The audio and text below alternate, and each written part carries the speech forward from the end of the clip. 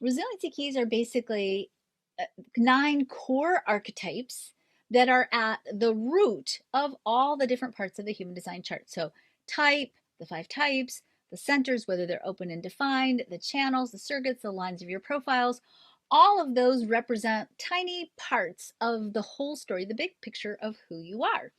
And when you are living your life, exploring your chart, experiencing the fulfillment of the true story of who you are, what you're really working towards is bringing out the highest expression of all those parts, those archetypes in your chart. If we took the chart and we put it in a big blender and mixed it up, what we would see is that underneath all of those parts of the chart are actually 9 core basic archetypes that have to be functioning at the highest level in order for you to really maximize your potential. These 9 core resiliency keys, when they're functioning at their highest level, get us out of self-sabotage patterns, get us out of patterns that cause us to burn out or feel like we don't have power or control or influence over what we create in our life. Courage is the ability to take the actions necessary so that you can stay engaged in the expression of your joy. When we don't know how to tap into our courage, it causes us to make choices that actually take us further and further away from not only our mastery and our self-expression and the fulfillment of who we are, it literally takes us away from our joy, right? So we get locked up in fear. We get locked up in places where we hold ourselves back. We don't do what we know we need to do, or we don't do what we know we want to do, and we let the fear take away our juice and our joy and our zest for life. The Spleen Center, which is one of the centers associated with the resiliency key of courage, is a really interesting center. The splenic center is a weird center for us right now.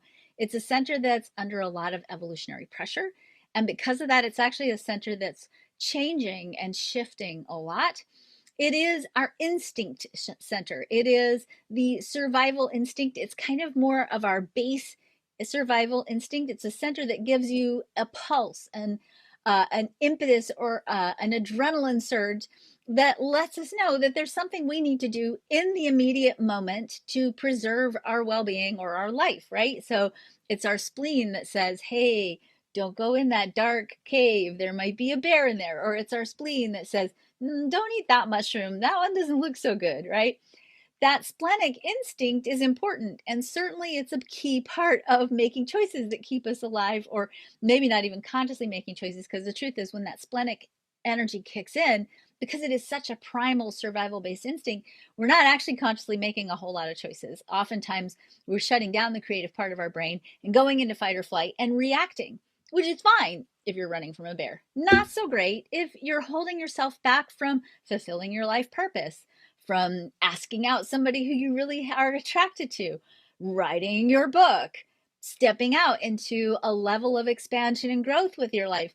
We let fear, because our hardwiring as human beings is so complex, we let fear and our survival instincts oftentimes hold us back from really doing what we know we need to be doing, or we long to be doing on some level, to fulfill the mastery of who we are, the full expression and the potential of who we are.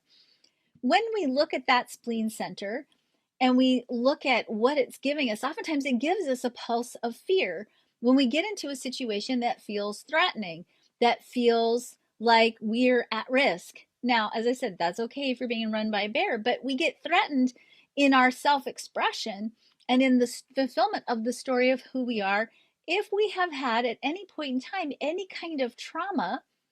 And I call trauma any event, circumstance, or experience that has caused you to A, lose your connection to your sense of value, and B, cause you to get disconnected from your right place in the cosmic plan. So if you lose connection with who you are and where you're supposed to be, that can be experienced by the body as trauma. And when we experience that repeatedly, and most of us are, we live in, most of us we're raised in a school system that told us it's not okay for you to be who you are and how you are. You got to be this way. Here's the box, get in it, right?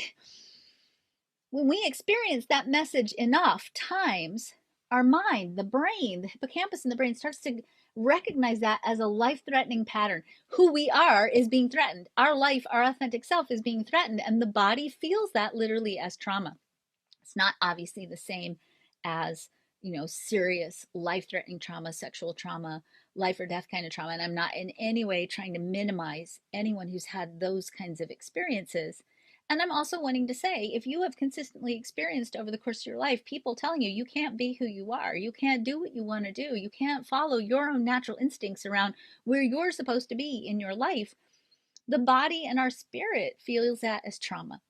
And so what happens is we start to encounter experiences that are up-leveling experiences that are bigger invitations for us to step in the fulfillment and the truth and the expansion of who we are. And the body registers that as life-threatening, right? And then all of a sudden, being authentic in our self-expression starts to feel just as scary as running from a bear.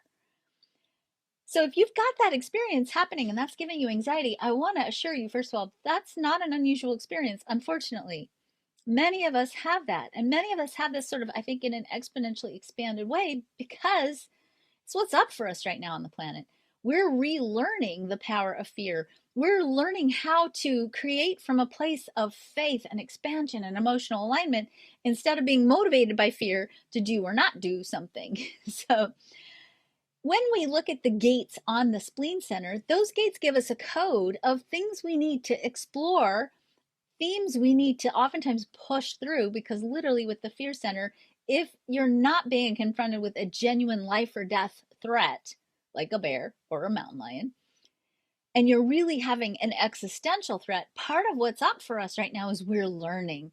We're learning how to push through that fear and not let it rule us and hold us back. And as we push through that fear and we get to the other side of it, what you're going to discover is that that fear actually dissipates instantly. Just like the fear of the mountain lion or the fear of the bear goes away when you're safe, right? You're no longer operating out of that fight or flight anymore. If you push through the fears, the existential fears of your spleen, and you get to the other side of them, you're going to find that, oh, all that resistance, all that overthinking, all that analysis paralysis, all that terror about stepping up my game, it's gone. And now I'm ready to explore the next level of surge in my mastery. So there's a real important need for us as human beings to really understand the power of our fear and how it operates in us, and to really be able to analyze when we experience that fear, is this actually a real fear? Is this a life-threatening fear? Or is this a fear that's going to cause me to have to push through my old patterns of self-doubt and limitation and cause me to ultimately, once I push through them, expand into the true story of who I really am? The gates of the spleen actually all have different codes for different kinds of fears. And if you have these gates defined in your chart, or if you're really conditioned by these themes, because remember, sometimes we're conditioned by our parents who have these as themes in their charts, or we're conditioned by our environment that has these themes as part of the milieu of the environment. If you've got this theme happening in your chart, it's really powerful to understand what it's about so that when you start to encounter it, you can push through it. You can get to that other side of it.